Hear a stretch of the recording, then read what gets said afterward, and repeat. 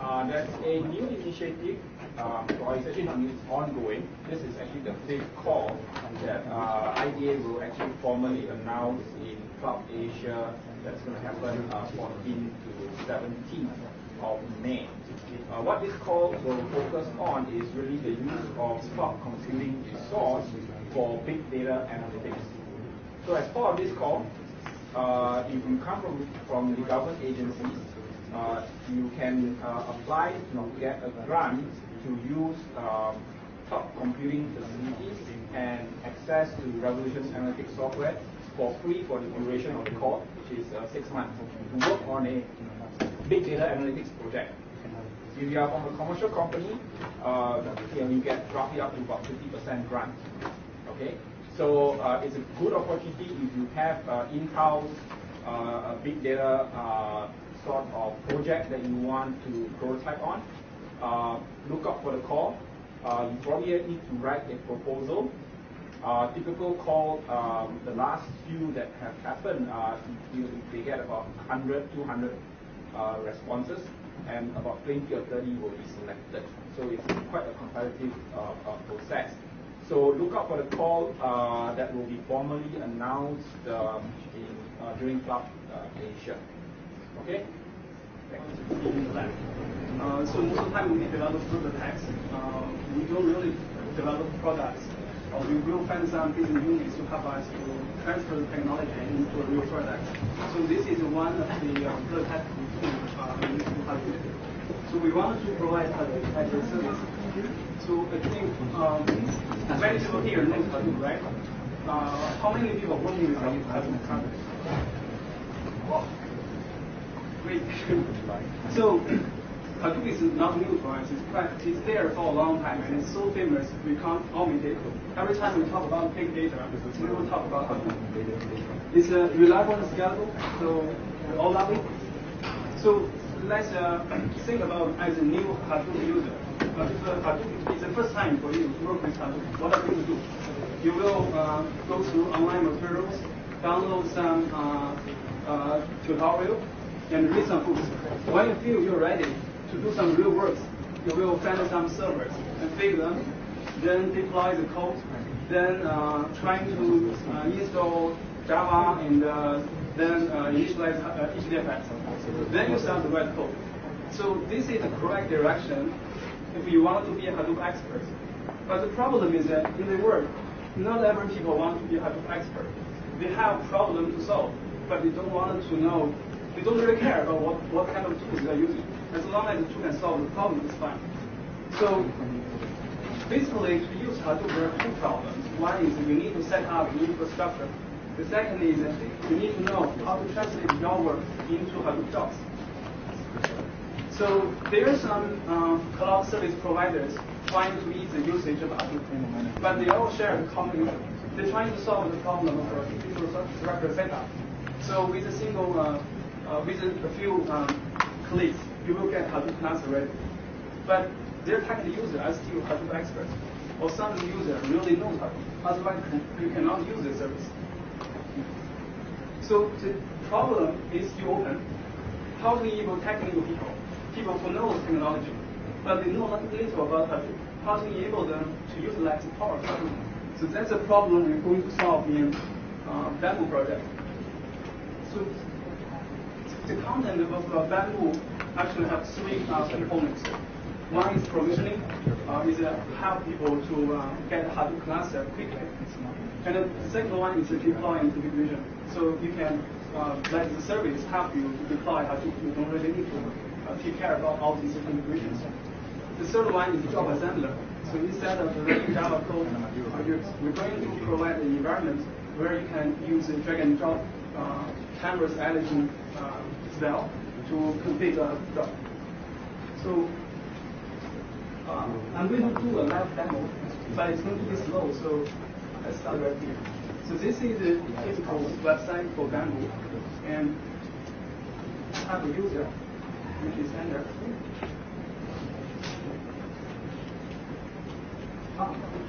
No password.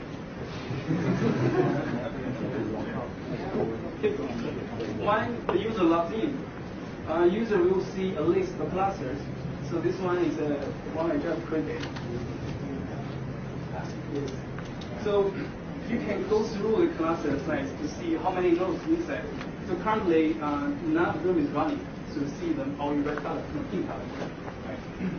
So if you want to create a cluster, it's a new node. Go back. I want to create a new cluster. You need to select the base image for the cluster. Then give the name, this is better. How many nodes you want to have? My machine only supports 4, I think. And each virtual machine will have one single CPU, some amount of memory. Then you can select which version of Hadoop is going to use this cluster. Give some initial password, then send a request. So the service will create the base image, then configure them, install Hadoop, then make them ready to be used. The whole process probably take 2 minutes to test just now. So let's talk about the technology used. It's really slow. So I think the first question people may ask, why you want a new provisioning system? There are OpenStack, Kubernetes, right? Why you just choose one of them? So the reason is that we want to have some special features. So in our environment, we have a list of physical servers, which is very powerful, but we use them as shared resources. So but for one project, we may use them as database servers, and then next day, we're going to use them as Hadoop cluster. So we don't want to have dedicated hypervisors. We want to have a way to easily transfer one machine into a Hadoop hypervisor. And also we want to make the process very quick. So if you have some idea you want to test, you should have a cluster in a few minutes. Then when you finish, say 20 minutes later, you can delete them, release the resource back to the others. Right? And we are research lab, so we want to do something unique. We want to play with it. So the way we make the cluster, the provisioning faster, is we are not actually using figure size image.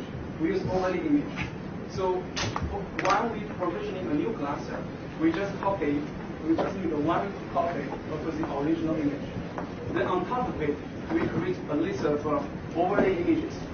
And the cost for creating one overlay image is about only less than 1 second. Then it's a copy on write image. So if you read the data, you read data from those overlay images, you'll be directed to the original base image. But if you write to it, then it will be stored in the overlay image.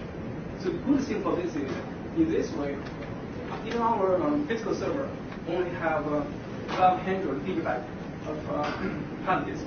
We can provision 10 virtual machines. Each of them have 100 gigabytes of hard disk. Because the overlay image actually don't occupy that much disk.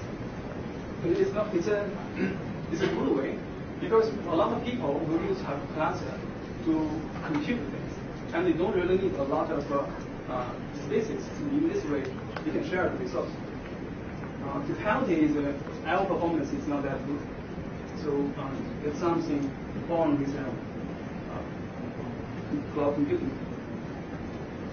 And the config of virtual machines in this provisioning system is different from OpenStack or Kubernetes. So we don't start the virtual machine, then use some process like a Puppet or Chef to configure. So before we launch them, we actually already put all the package into it.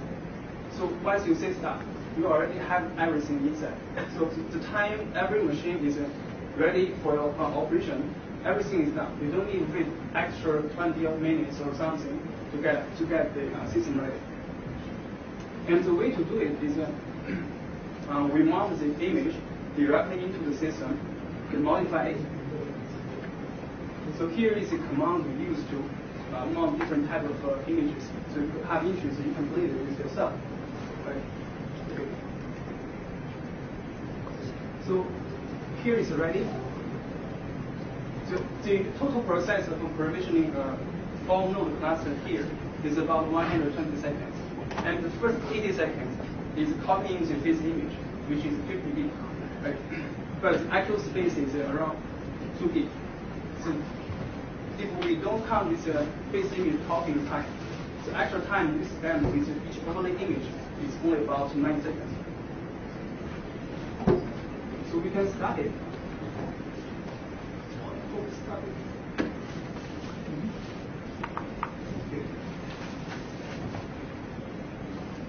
I can see the hard disk lag, so I know it's not ready. Even though it shows it's ready. So this is about our own provisioning system, but it doesn't mean we don't want to use an existing system. So we have a separate code base, which have similar things with the Bamboo, but only the provisioning part is replaced by the existing services like OpenStack and Eclipse. We also support this into. So when it's running, so this time is different. The cluster shows as the entire DNC part because they want to know the DNC to see the desktop. Right? Okay, so and this time if we see here, we can use the Windows name.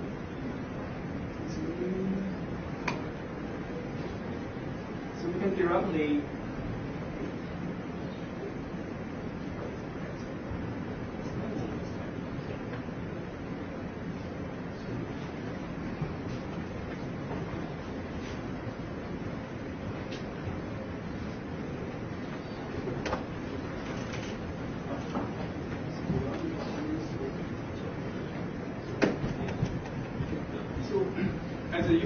once you log in into one of the nodes in your cluster, you're free to jump between them because the SHP is already configured.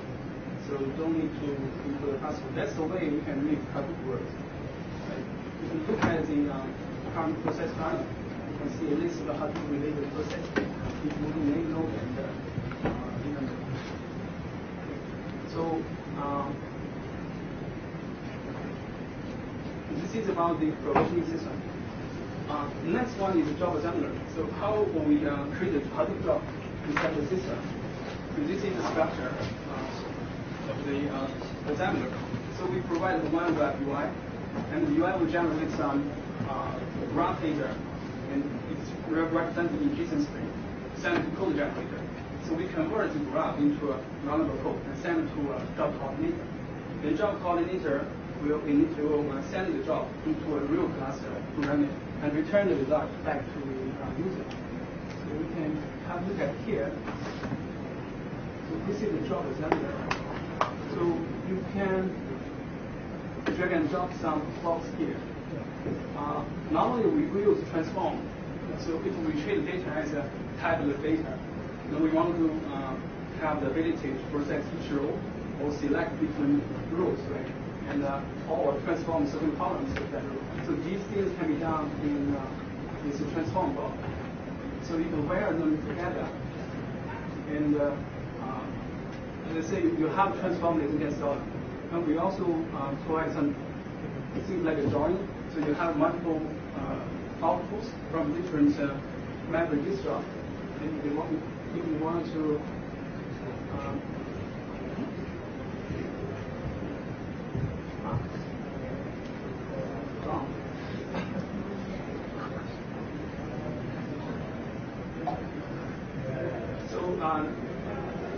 because it's JavaScript, so it's quite flexible. You can say I want to have 3 connectors. So you just modify the input numbers, the input parameters. We keep the parameter name because we want to know the first input is bounded with which parameter, so that we can generate the script. So if the thing is fine, then you can save it to the system.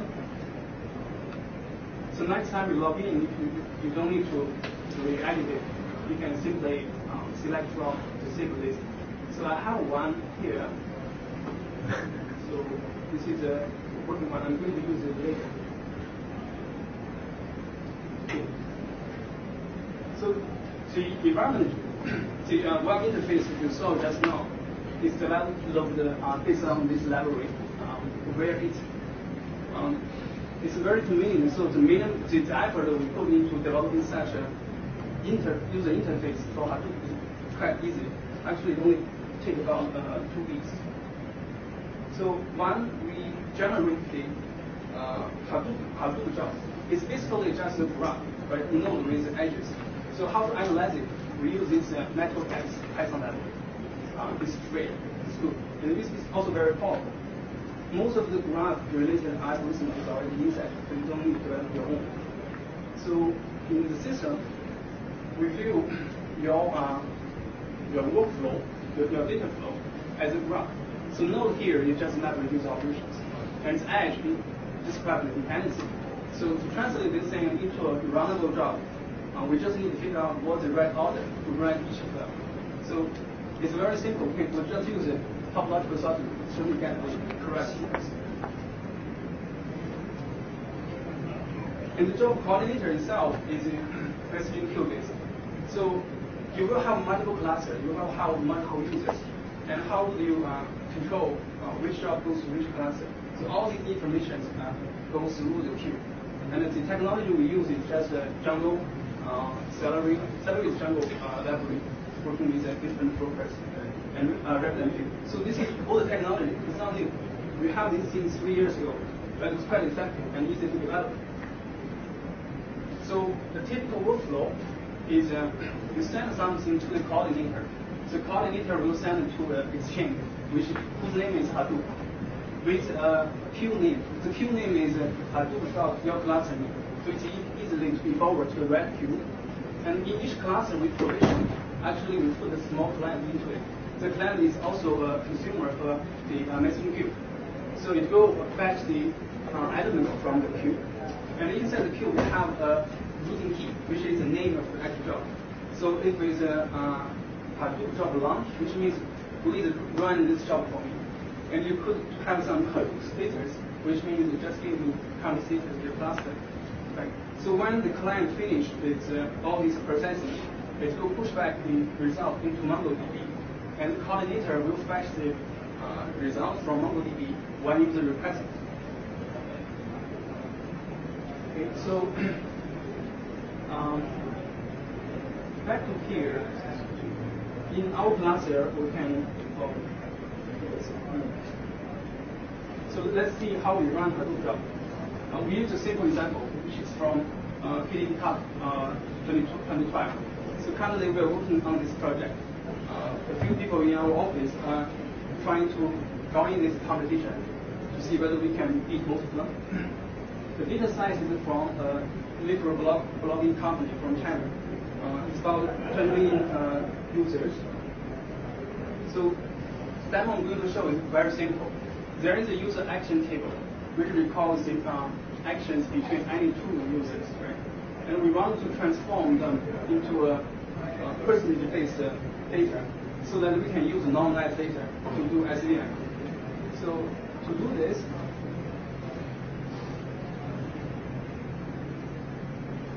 we just use this one. So if you look at it, it's quite simple. It's load data from text file in HDFS with a schema, then group based on the user ID, then just do a sum and export data to the result. But before we run that, we don't have the data right now. So we have a small interface for you to upload the file.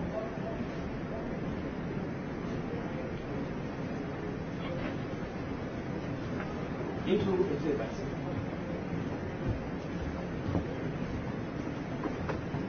In the latest version of Hadoop, there is a web HDFS interface. It makes things like this very simple. But what you see here actually is based on a plain SCP, so nothing amazing. Okay, so the data is already inside the HDFS. Now we really want to run it. Simply submit your request. It will ask which class you're going to use. Right? I put it here, so just choose it. It will give me a reference like a ticket. So later I can use this ticket to retrieve my own results. will take a while. Yes. So this is the full architecture of Bamboo. It's a completely messaging. In the center is the messaging queue. And we have coordinators to direct different message into either virtual cluster or provisioning service. And we opened up interfaces for users to log in and to interact with this cluster. So the way you check the result, you go to jobs. Yeah, so there is one pending which is not finished. I guess you don't want to see the result because it's quite simple. Yeah. So the interface for Bamboo is all in REST. So we are able to expose API directly to individual users, or we can let applications use our service, or we can put it as a sub-component in some other service providers. So this is what we are thinking Hadoop as a service should be. So that's all for Bamboo.